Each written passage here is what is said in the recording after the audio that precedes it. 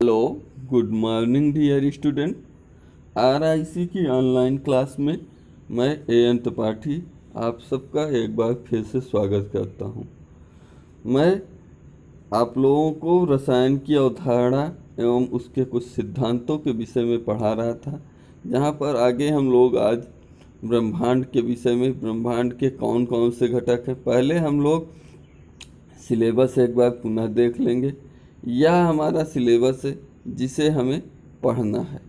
इस सिलेबस को आपको पढ़ना है, जिसमें रसायन का महत्व, विस्तार, द्रव्य की प्रकृति का संक्षिप्त वर्णन, रासायनिक संयोग के नियम, डाल्टन का परमाणु सिद्धांत, तत्व, परमाणु अणु की अवधारणा, परमाणु द्रव्यमान, आणविक द्रव्यमान, मोलर कॉन्सेप्ट, मोलर अवधारणा कॉन्सेप्ट, मोलर द्रव्यमान, प्रतिशत संगठन, मूलानुपाती अणुसूत्र, रासायनिक अभिक्रियाएं, रस समीकरण, मिति या स्टाइकियोमेट्रिक पर आधारित गणनाएं। तो आगे हम लोग देखते हैं कंपोजिशन ऑफ यूनिवर्स। ब्रह्मांड का कौन सा घटक है, किन किन घटकों से, किन किन भागों से मिलकर के संपूर्ण विश्व ब्रह्मांड आपका बना हुआ है, जिसके अंतर्गत आपके जल, स्थल, वायु सभी आ जाते हैं। हमारे पृथ्वी को चारों ओर से घेरा हुआ पूरा वह पार्ट जो वायु वगैरह से लेकर के वायु भी हमारे पृथ्वी को घेरे हुए, तो इन सब को सामूहिक रूप से यूनिवर्स कहा जाता है। हमारे ब्रह्मांड के दो भाग हैं, माने ब्रह्मांड जो है वो दो भागों से, ऊर्जा एवं द्रव्य से मिलकर बना है। तो सबसे पहले हम लोग द्रव्य एवं ऊर्जा को समझेंगे। तो द्रव्य क्या होता है, ऊर्जा क्या होता है। द्रव्य वह होता है जो स्थान घेरता है, जिसका कुछ न कुछ द्रव्यमान होता है। ऊर्जा वह होती है जिसमें कार्य करने की कुछ न कुछ क्षमता होती है। तो इनको अभी हम डिफाइन करेंगे। मानव ने आज तक के अपने दैनिक जीवन के अनुभवों एवं प्रायोगिक प्रेक्षणों, निष्कर्षों के आधार पर कुछ मूलभूत सिद्धांतों का प्रतिपादन किया। जो आज तक मनुष्य ने अनुभव किया, प्रायोगिक प्रेक्षण किया, यानी कि प्रैक्टिकल किए, उनके आधार पर कुछ सिद्धांतों को प्राप्त किया। उन्हीं सिद्धांतों को द्रव्य एवं ऊर्जा, यानी कि जो भी अपने ब्रह्मांड में उसने देखा, या तो उसको द्रव्य कहा या तो उसको ऊर्जा कहा। लास्ट में उन्होंने, आइंस्टीन एक साइंटिस्ट है जिसने बताया कि द्रव्य को ऊर्जा में, ऊर्जा को द्रव्य में परिवर्तित किया जा सकता है, और एक मूलभूत सिद्धांत E=mc² का प्रतिपादन किया। तो आगे ये डिफाइन जो किया है, ब्रह्मांड के कुल द्रव्य तथा कुल ऊर्जा का योग सदैव स्थिर होता है। जितना द्रव्य है, द्रव्य जैसे ईंट, पत्थर, लकड़ी, जिसका कुछ न कुछ द्रव्यमान हो, जो कहीं पर रख दिया जाए तो स्थान घेर ले, तो सभी पूरा ब्रह्मांड हमारा द्रव्य से भरा पड़ा है। यहाँ तक कि छोटी छोटी वस्तुएं, जैसे कागज का एक टुकड़ा है, वह भी द्रव्य है, क्योंकि उसके बार बार मिलने से एक ऐसा पदार्थ बनेगा जो कि स्थान घेर लेगा। तो ब्रह्मांड के कुल द्रव्य एवं ऊर्जा का जो योग है वो हमेशा स्थिर ही बना रहता है, यद्यपि उसे एक रूप से दूसरे रूप में परिवर्तित किया जा सकता है। द्रव्य को ऊर्जा में परस्पर संबंधित संबंध आइंस्टीन ने E=mc² द्वारा व्यक्त किया। तो ऊर्जा क्या है, यहाँ पर ऊर्जा को डिफाइन की गई है, एनर्जी, किसी निकाय से संबद्ध वह कारक जो कार्य करने की क्षमता प्रदान करता है, ऊर्जा कहलाता है। ऊर्जा की ये डिफिनीशन हुई, इसे तो आपको नोट करना ही होगा। किसी रासायनिक परिवर्तन में ऊर्जा, जब भी कोई रासायनिक परिवर्तन होती है, एक पदार्थ से दूसरा पदार्थ बन जाता है। रासायनिक परिवर्तन, भौतिक परिवर्तन के विषय में आप लोग पढ़ चुके हैं। रासायनिक परिवर्तन वह होता है कि दूसरा पदार्थ बन जाए, लेकिन परिवर्तन का कारण हटाने पर पुनः मूल पदार्थ न प्राप्त हो। तो ऐसे परिवर्तन में ऊर्जा हमेशा संरक्षित रहती है। ऐसे परिवर्तनों में भी जो ऊर्जा उसकी है वो परिवर्तित नहीं होती है, अर्थात ऊर्जा ना तो उत्पन्न हो सकती है और ना ही नष्ट हो सकती है। केवल ऊर्जा को एक रूप से दूसरे रूप में परिवर्तित किया जा सकता है। ऊर्जा अगर यांत्रिक ऊर्जा में है, उसको वैद्युत में कन्वर्ट कर दिया गया, वैद्युत ऊर्जा के रूप में, उसमें ऊर्जा में, प्रकाश ऊर्जा में, ध्वनि ऊर्जा में कन्वर्ट कर दिया गया, लेकिन ऊर्जा को नष्ट नहीं किया गया। नष्ट नहीं हो सकती है और डिफेक्ट हो सकती है, पूरे एटमॉस्फेयर में फैल सकती है। इसे ही ऊर्जा की अविनाशिता का नियम या ऊष्मागतिकी का प्रथम नियम कहा गया। आगे हम लोग देखते हैं द्रव्य के विषय में। द्रव्य जिसे मैटर कहा जाता है, यह भी डिफिनीशन आपको नोटबुक में नोट करना होगा। वह सभी पदार्थ जो कुछ स्थान घेरता है जिसमें द्रव्यमान होता है, द्रव्य कहलाता है। जैसे द्रव्य सामान्यतः ठोस, द्रव, गैस के रूप में हो सकते हैं।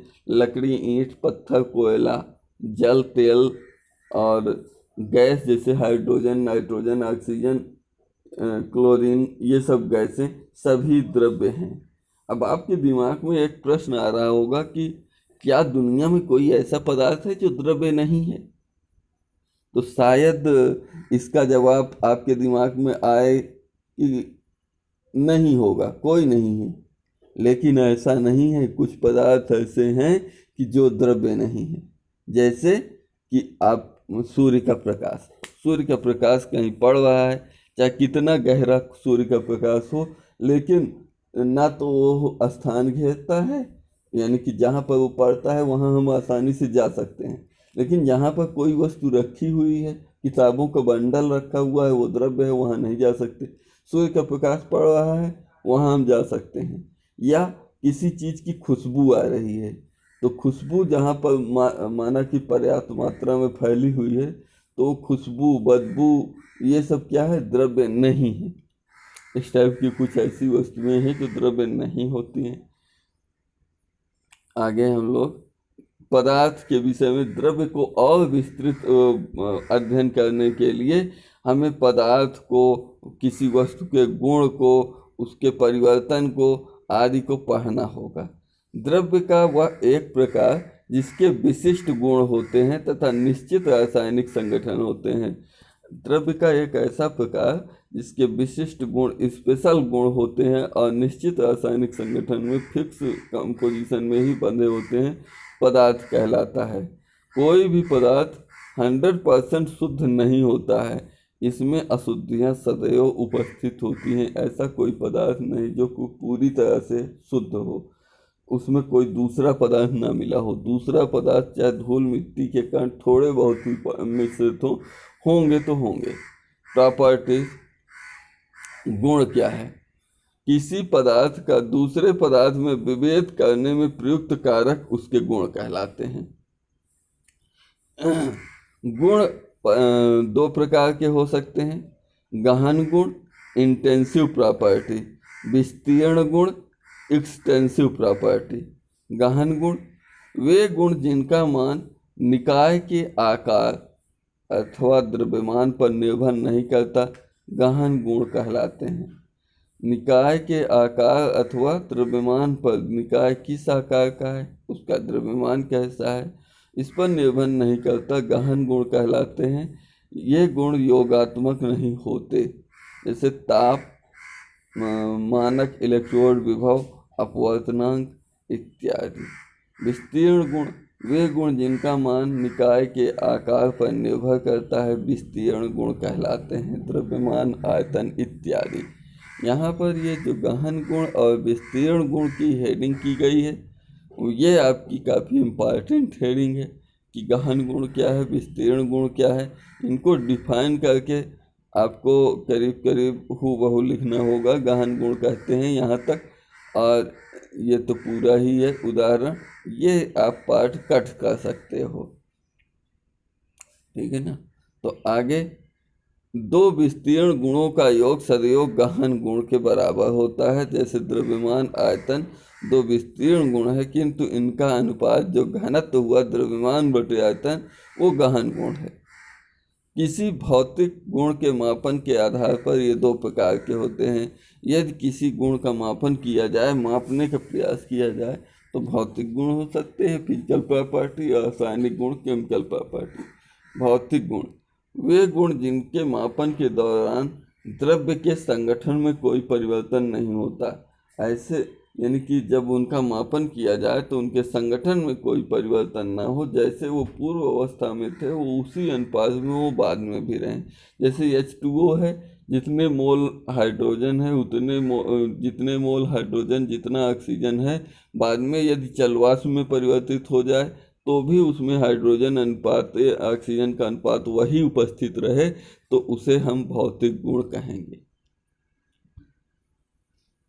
द्रव्यमान, आयतन, गलनांक, क्वथनांक, लंबाई, रंग, कठोरता, घनत्व इत्यादि भौतिक गुण के मापक हैं। रासायनिक गुण इसके मापन की प्रक्रिया में द्रव्य का रासायनिक संगठन परिवर्तित हो जाता है। जब इसके गुण का मापन किया जाता है कौन सा रासायनिक गुण है, तो उसमें कुछ न कुछ रासायनिक संगठन जो होता है बदल जाता है। उदाहरण, सोडियम की जल के साथ क्रिया में H2 गैस मुक्त होती है। जब सोडियम को जल के साथ अपकृत कराते हैं तो H2 हाइड्रोजन गैस मुक्त होती है तथा यानी OH का जलीय विलयन प्राप्त होता है। निम्नलिखित उदाहरण एक दिया हुआ है, प्रश्न है एक तरह से, तो निम्नलिखित में से गहन तथा विस्तीर्ण गुण छांटिए। तो इसमें रंग, द्रव्यमान, आकार, गलनांक, संरक्षण, प्रतिरोधक। तो B तथा C माने द्रव्यमान तथा आकार ये विस्तीर्ण गुण है, तो गहन गुण रंग, गलनांक तथा संरक्षण, प्रतिरोध ये विस्तीर्ण गुण है। परिवर्तन हम अपने समाज में हमेशा कुछ न कुछ परिवर्तन होते हुए देखते हैं। आज ऐसा था, कल ऐसा नहीं बचा। कहीं पर कोई पौधा लगा था, आज वो नहीं बचा, गिर गया या कुछ हो गया। तो इस ऐसा परिवर्तन क्या है, क्यों होता है? द्रव्य का एक अवस्था, कोई द्रव्य था जैसे जल थी, आज एक अवस्था में थी, किसी गड्ढे में भरा हुआ था जल, और कल क्या हुआ, जलवाष्प में परिवर्तित हो गया। द्रव्य की एक अवस्था प्रकार का दूसरी अवस्था में परिवर्तन होना संभव है। यानी जितना भी द्रव्य है उसका सामान्यतः एक अवस्था से दूसरी अवस्था में परिवर्तन किया जा सकता है, करवाया जा सकता है, या स्वतः होते रहते हैं। वे परिवर्तन जिनमें पदार्थ के रासायनिक संगठन में कोई परिवर्तन नहीं होता, केवल भौतिक अवस्था परिवर्तित होती है। ऐसे परिवर्तन हमारे समाज में होने वाले जिसमें रासायनिक संगठन परिवर्तित नहीं होता, केवल भौतिक अवस्था बदलती है। यानी कि जल का जो रासायनिक संगठन H2O था वही जलवाष्प में भी है, वही बर्फ में भी है, केवल उसकी भौतिक अवस्था परिवर्तित होती है, तो उसे हम भौतिक परिवर्तन कहते हैं। उदाहरण, हिमन, गलन, हिमन, वाष्पन, संघनन। गलन माने गलना, बर्फ के रूप में थी वो गल गई, अब जल के रूप में आ गई। हिमन या जल के रूप में थी, बर्फ में परिवर्तित हो गई। वाष्पन, जलवाष्प में परिवर्तित हो जाना जल का। संघनन, जलवाष्प के रूप में थी, वापस द्रव में आ जाना, इत्यादि ये सब भौतिक परिवर्तन हैं। थर्ड नंबर, यदि किसी परिवर्तन में द्रव्य का रासायनिक संगठन परिवर्तित हो जाए, कोई ऐसा परिवर्तन हो जाए कि उसका रासायनिक संगठन ही पूरा परिवर्तित हो जाए, तो वह परिवर्तन रासायनिक परिवर्तन कहलाता है। H2 व O2 की क्रिया से जल का बनना। H2 एक मोल था, O2 एक मोल था, दोनों की क्रिया से H2O बन गया, माने कि 2 मोल H2 1 मोल O दिख रहा है हमें। उदाहरण यहाँ पर दिया गया है, निम्नलिखित में भौतिक एवं रासायनिक परिवर्तन छांटिए।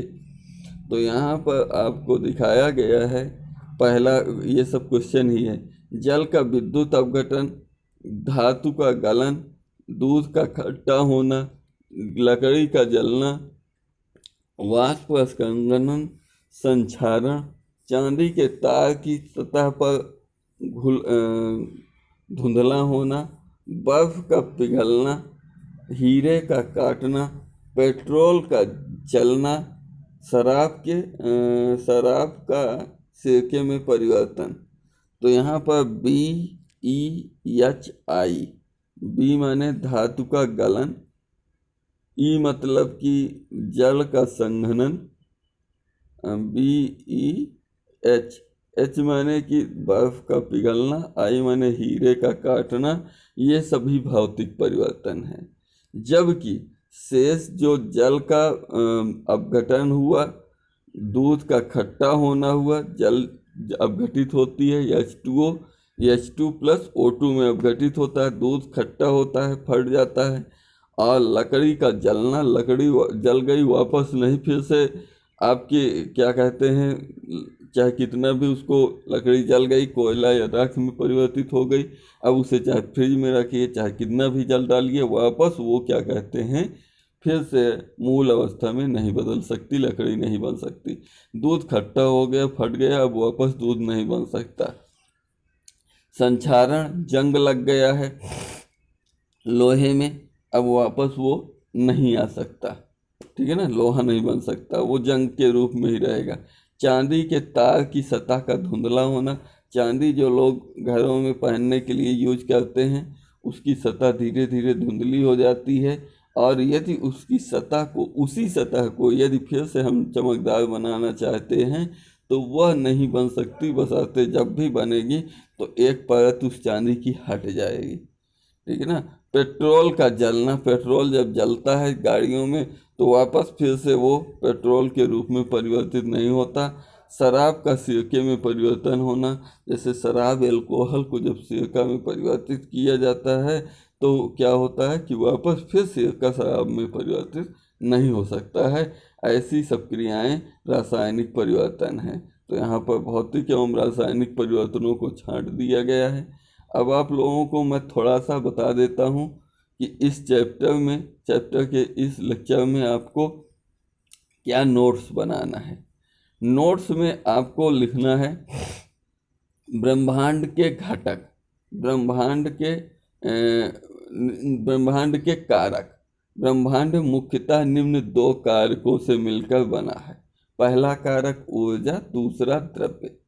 अब ब्रह्मांड में कुल ऊर्जा एवं द्रव्यमान का योग सदैव स्थिर होता है। ब्रह्मांड या विश्व, एक तरह से यूनिवर्स कहें, विश्व तो हम उसे कहते हैं जो इस पृथ्वी पर स्थल मार्ग हैं, स्थल जो पार्ट है उसको हम विश्व कहते हैं। लेकिन पृथ्वी हमारी स्थल के साथ साथ जल से और वायु से भी घिरी हुई है। तो इस पृथ्वी को घेरे हुए वायु को लेते हुए पूरे पार्ट को यूनिवर्स कहते हैं। तो ऊर्जा एवं द्रव्य से मिलकर बनी है। सबसे पहले आप ऊर्जा की डिफिनीशन करना, और ऊर्जा की डिफिनीशन में आपको किसी निकाय से संबद्ध वह कारक जो कार्य करने की क्षमता प्रदान करती है ऊर्जा कहलाती है। ऊर्जा कहलाती है। ऊर्जा न तो परिवर्तित की, एक रूप से दूसरे रूप में परिवर्तित नहीं की जा सकती है। और इसको लिखिएगा, किसी रासायनिक परिवर्तन में ऊर्जा संरक्षित रहती है, अर्थात इसे ना तो नष्ट किया जा सकता है ना ही उत्पन्न किया जा सकता है। इसे एक रूप से दूसरे रूप में परिवर्तित किया जा सकता है। इसी तरह से नई लाइन से इसको भी लिख लीजिएगा यहाँ तक। फिर आगे आप बढ़ते हैं द्रव्य।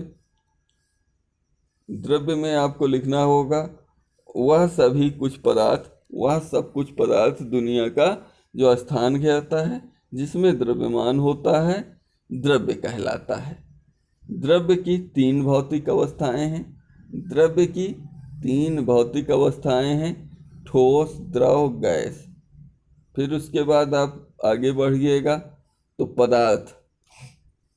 द्रव्य का विस्तृत अध्ययन करने के लिए कुछ बातों का हमें ज्ञान होना आवश्यक है। जैसे पहला आप लिखिएगा पदार्थ, सबस्टेंस।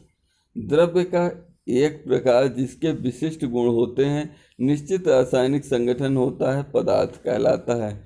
कोई भी पदार्थ 100% शुद्ध नहीं होता, इसमें कुछ न कुछ अशुद्धियाँ होती हैं। अब दूसरा पार्ट कर दीजिएगा गुण, या इसी को प्रॉपर्टी कहते हैं। किसी एक पदार्थ का दूसरे पदार्थ में विभेद करने में प्रयुक्त कारक उसका गुण कहलाता है। गुण दो प्रकार के होते हैं, गहन गुण, विस्तीर्ण गुण।